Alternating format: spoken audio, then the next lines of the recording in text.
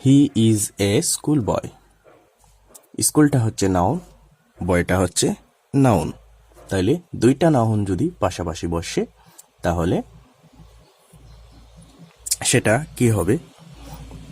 এটা অ্যাডজেক্টিভ হয়ে যাবে। অ্যাডজেক্টিভ আর বয়টা হয়ে যাবে নাউন। তার মানে আমরা যদি সেন্টেন্সের মধ্যে দুইটা নাউন পাশাপাশি বসে তাহলে প্রথমটা আমরা অ্যাডজেক্টিভ ধরে নেব এবং শেষেরটা আমরা নাউন ধরে নেব। ঠিক আছে? আসসালামু আলাইকুম সুপ্রিয় শিক্ষার্থী বন্ধুরা, যারা পার্টস অফ স্পিচ খুব দুর্বল রয়েছেন পার্টস অফ স্পিচে, আপনাদের জন্য আজকের এই ভিডিও। আমরা খুব কম সময়ের মধ্যে কিভাবে পার্টস অফ স্পিচ নির্ণয় করতে হয় সেই ভিডিওটি এখন আপনাদের মধ্যে উপস্থাপন করব। আমি একটা সেন্টেন্স লিখলাম, হি ইজ এ স্টুডেন্ট। একটা সেন্টেন্স, এই সেন্টেন্সের প্রত্যেকটা ওয়ার্ডই হচ্ছে এক একটা পার্টস অফ স্পিচ। এই সেন্টেন্সটা আবার 5 প্রকার সেন্টেন্সের মধ্যে একটা। Assertive, imperative, interrogative, exclamatory, optative. এই 5টার মধ্যে যে কোনো একটা হতে পারে। আবার যদি আমরা টেন্সে যাই তাইলে প্রেজেন্ট, পাস্ট, ফিউচার, এই 3 প্রকারের একটা হতে পারে। সেম আবার এই সেন্টেন্সটাতে কোনো না কোনো পার্টস অফ স্পিচ রয়েছে। তো প্রত্যেকটা ওয়ার্ডে এক একটা পার্টস অফ স্পিচ। আমরা পৃথিবীতে যত কথাই বলি না কেন, যতই বাক্য লিখি না কেন, কিংবা সিঙ্গেল ওয়ার্ড বলি না কেন, সেটা কোনো না কোনো পার্টস অফ স্পিচ। আবার সেগুলো হচ্ছে সিম্পল, কমপ্লেক্স এবং কম্পাউন্ড সেন্টেন্স। এর মধ্যে আছে সব পার্টস অফ স্পিচ। তো আমরা এই সেন্টেন্স দেখেই যে আমরা সরাসরি বলে দেব এটা এই ওয়ার্ড, এটা এই পার্টস অফ স্পিচ, সেটা বলা সম্ভব নয়। কারণ শব্দের চেহারা দেখে কিছু হয় না, এর অবস্থান দেখে আইডেন্টিফাই করতে হয়। যেমন ধরুন, আমি আপনাদের ক্লাস নিচ্ছি, আমি আপনাদের টিচার। আমি যদি আমার বাবার সামনে দাঁড়াই তাহলে আমি সন্তান, সান। যদি আমার বোনের সামনে দাঁড়াই তাহলে আমি ব্রাদার। আমার ফ্রেন্ডের সামনে দাঁড়াই আমি ফ্রেন্ডস। তাইলে আবার আমি যদি বাজারে যাই তাহলে আমি হচ্ছি ক্রেতা। তো সুপ্রিয় শিক্ষার্থী বন্ধুরা, আপনারা বুঝতেই পাচ্ছেন যে ওয়ার্ডের চেহারা দেখে অবস্থান নির্ণয় করা যাবে না। বুঝতে হবে এটা কোন পর্যায়ে আছে। আমি লিখি, আই গো টু স্কুল।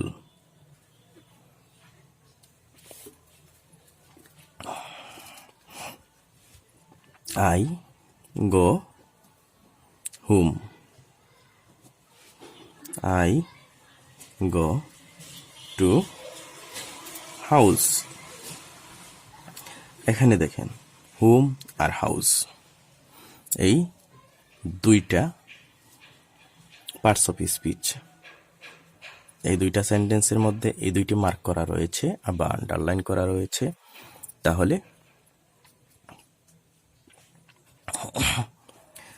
এই হোমটা হয়ে যাবে অ্যাডভার্ব। এই হোমটা জানি আমরা অ্যাডভার্ব সচরাচর, কিন্তু এই হাউসটা এটাও অ্যাডভার্ব হওয়ার কথা ছিল, কিন্তু এটা অ্যাডভার্ব হবে না, এটা হবে নাউন। তাইলে আই গো হোম অ্যাডভার্ব, তাইলে আই গো টু হাউস, এই হাউসটা অ্যাডভার্ব হওয়ার কথা ছিল, কিন্তু এটা নাউন হয়ে যাবে। তাইলে আপনারা নোট করতে পারেন যে প্রিপোজিশনের পরে যদি কোনো সিঙ্গেল ওয়ার্ড হয় তবে সেটা নাউন হয়ে যাবে। তার মানে টুটা হচ্ছে প্রিপোজিশন। এই প্রিপোজিশনের পরে যে সিঙ্গেল ওয়ার্ডটি হয়েছে, যে অ্যাডভার্বটি এসেছে, সেটা হয়ে যাবে নাউন। তার মানে পৃথিবীতে যতই ওয়ার্ড আসুক প্রিপোজিশনের পর সেটা হয়ে যাবে নাউন। ওকে, ক্লিয়ার? 4টি ওয়ার্ডের আগে কখনো টু হয় না, মনে রাখবেন। 4টি ওয়ার্ডের আগে কখনো টু হয় না।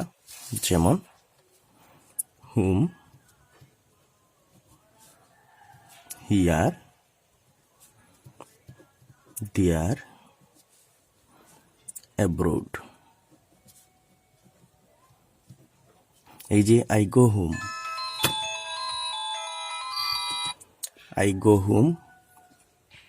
এজন্য আই গো টু হুম হওয়ার কথা ছিল, কারণ হুম, হিয়ার, দিয়ার, অ্যাব্রোড এই 4টি ওয়ার্ডের আগে পৃথিবীতে কখনোই প্রিপোজিশন হবে না, অর্থাৎ টু হবে না। আই নিড সাম ওয়াটার, এখানে ওয়াটারটা মার্ক করা রয়েছে, আবার এখানে ওয়াটার দ্য গার্ডেন। তাইলে এই sentence I need some water, ওয়াটারটা শেষে বসেছে, এটা হচ্ছে নাউন।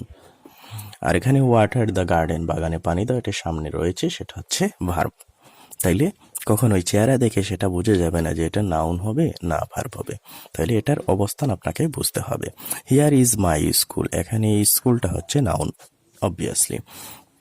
তাইলে হি ইজ স্কুল বয়, এখানে দেখতে পাচ্ছেন স্কুল আবার বয়, তাইলে এখানে যেহেতু স্কুলটা নাউন হয়েছে, এখানেও নাউন হওয়ার কথা, কিন্তু এই যে বয়টাও হচ্ছে নাউন। তাইলে দুইটা পাশাপাশি যদি নাউন বসে, তাইলে প্রথমটি হয়ে যায় অ্যাডজেক্টিভ, এবং শেষেরটা নাউনই থাকে। সবসময় শেষেরটা নাউনই থাকে, শেষের ওয়ার্ডটা নাউনই থাকে সচরাচর। তাইলে নাউনের পূর্বে অ্যাডজেক্টিভ বসে, তাইলে স্কুলটা হচ্ছে adjective. I talk to him, I talk to him, তাইলে এই টক এখানে মার্ক করলাম। আমরা জানি টক মানে ভার্ব, কমন জিনিস, সাধারণ জিনিস। I have a talk with, I have a talk with him, I have a talk with him. তাইলে এখানেও টকটা মার্ক করা রয়েছে। তাইলে আমরা এখন কি বলবো? এই টকটা যেহেতু ভার্ব বলেছি, এই টকটাও ভার্ব বলবো না? Obviously not. কারণ হচ্ছে এই টকের আগে কিন্তু এ বসেছে, কিন্তু এই টকের আগে সাবজেক্ট বসছে। তাইলে সাবজেক্টের পরে যেটা বসবে সেটা হচ্ছে আমরা জানি ভার্ব, কিন্তু এখানে এটা হচ্ছে আর্টিকেল। যদি ভার্বের আগে আর্টিকেল বসে তবে সেটা নাউন হয়ে যায়, তাইলে এই টকটা হচ্ছে নাউন। মনে রাখবেন, আর্টিকেলের পরে যদি ভার্ব বসে সেটা হয়ে যাবে noun. I watched A show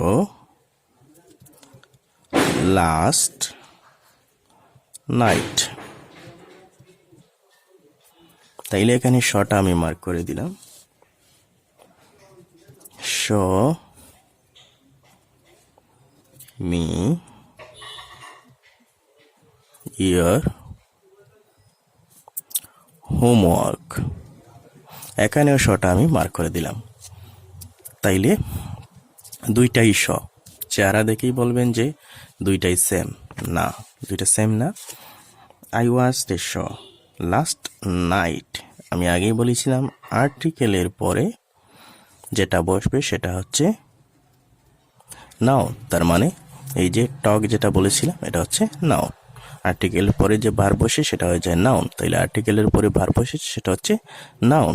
আর এই যে শটা হচ্ছে, এটা আপনারা কমনলি বুঝতে পারবেন, এটা verb. Okay, I have come here, I have come here.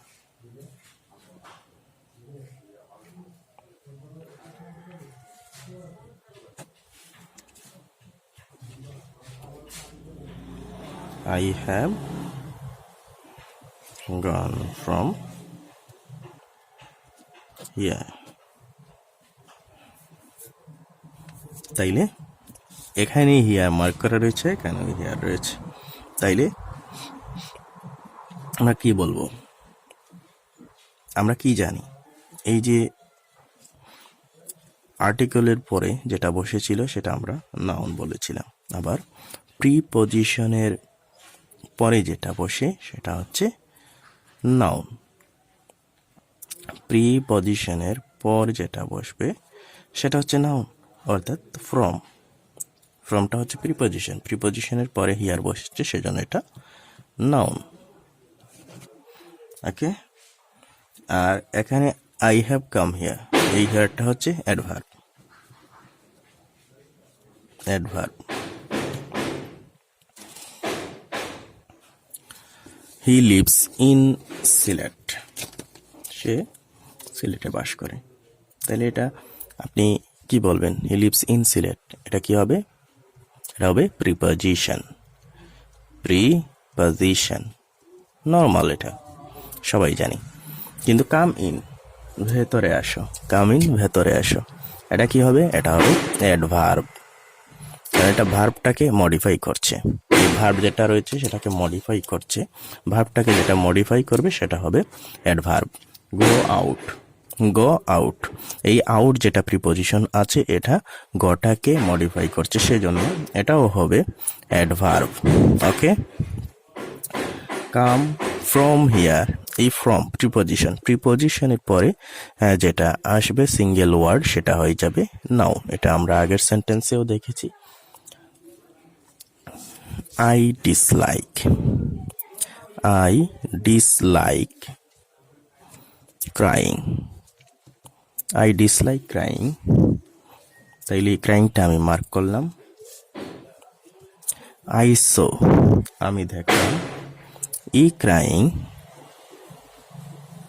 A crying baby, তাইলে ক্রাইং আমি মার্ক করে দিলাম।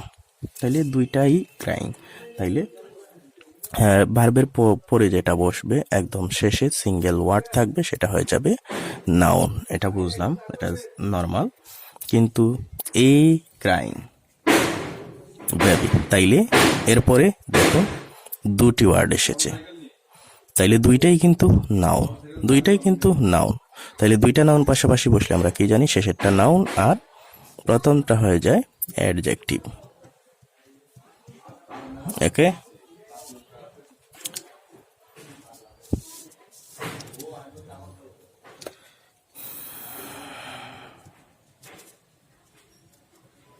he went down। নর্মালি আমরা এই ডাউন যেটা বললাম সেটা হচ্ছে অ্যাডভার্ব। অ্যাডভার্ব যেটা সেন্টেন্সটাকে মডিফাই করে সেটা হচ্ছে adverb.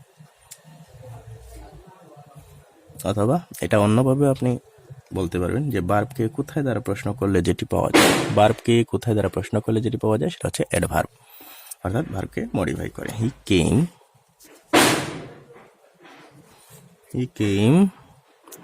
From down.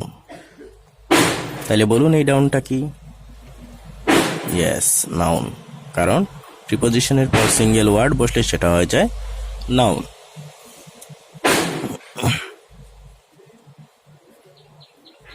I pleased him by giving money।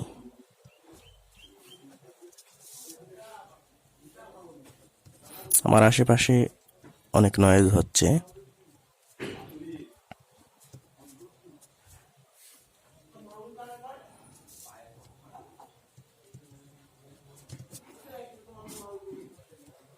Please দিয়ে দিলাম।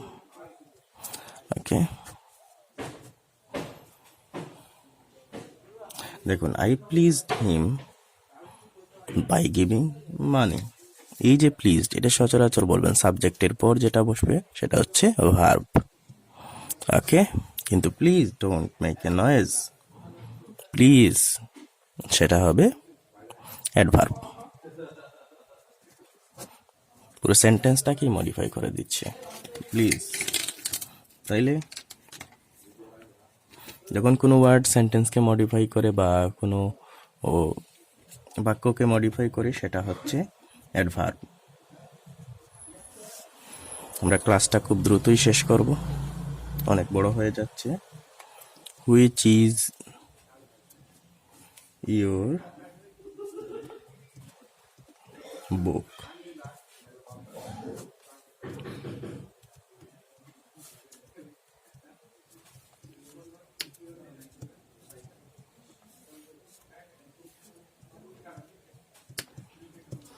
হুইচ ইজ ইয়োর বুক, এখানে হচ্ছে এই হুইচটা হচ্ছে প্রোনাউন। প্রোনাউন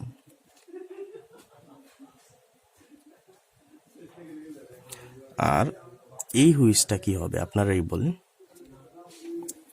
এখানে হুইচের পরে অক্সিলিয়ারি ভার্ব আছে, সেটা প্রোনাউন নিঃসন্দেহে, কিন্তু হুইচের পরে বুক রয়েছে। এই বুকটা কি? এই বুকটা হচ্ছে নাউন। মনে রাখবেন, নাউন বা প্রোনাউনের আগে যেটা বসবে সেটা হচ্ছে অ্যাডজেক্টিভ। নাউন বা প্রোনাউনের আগে যেটা বসবে সেটা হচ্ছে অ্যাডজেক্টিভ। ভিডিওটা বড় হয়ে যাচ্ছে, আমরা অন্য কোনো ক্লাসে আলোচনা করব সেকেন্ড পার্টটি। He plays well, he is well, এই বাক্য দিয়ে শেষ করব। হি প্লেজ ওয়েল আর হি ইজ ওয়েল, তাইলে কি? হি প্লেজ ওয়েল এটা অ্যাডভার্ব।